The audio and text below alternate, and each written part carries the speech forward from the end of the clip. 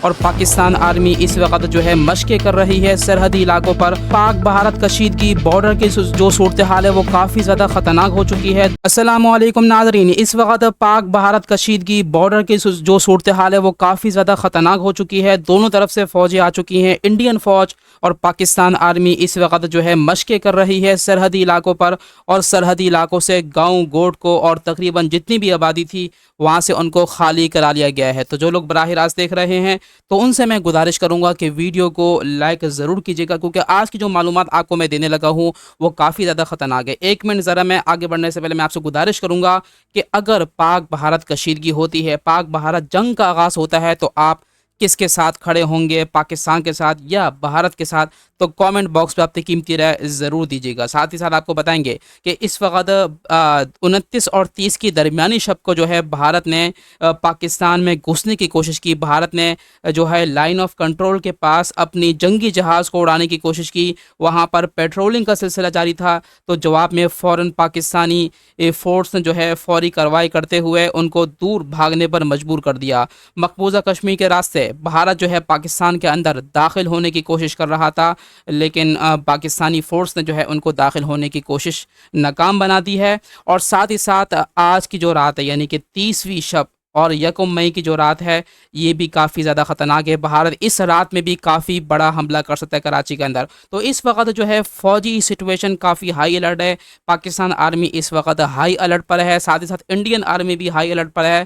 ساتھ ہی ساتھ آپ کو بتائیں گے کہ سیال کوٹ کے اندر بھی کچھ گرما گرمی دیکھنے میں آئی ہے دونوں طرف سے۔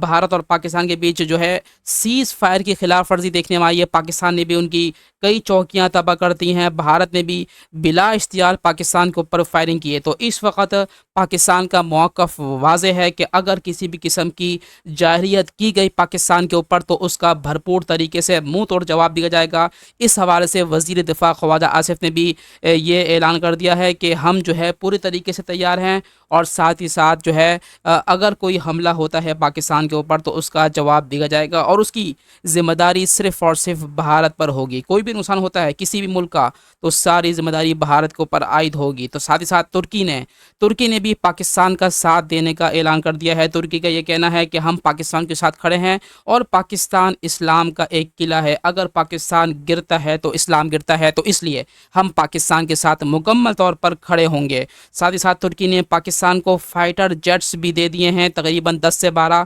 اور اس کا معاہدہ بھی ہو گیا ہے۔ تقریباً یہ صورتحال کافی زیادہ کشیدہ ہو چکی ہے، لیکن ایک صورتحال آپ سب کو مد نظر رکھنی چاہیے۔ اس چیز کا بہت زیادہ امکان موجود ہے کہ انڈیا پاکستان کی جنگ میں لگا دو دنیا بھر کو، اور پیچھے اسرائیل فلسطین کا کام تمام کر دے۔ یہی صورتحال دیکھنے میں آ رہی ہے۔ اسرائیل پیچھے سے فلسطین کے اوپر مستقل بمباری کر رہا ہے، لیکن دنیا کی نظریں اس وقت پاک بھارت کشیدگی کے اوپر لگی ہوئی ہیں۔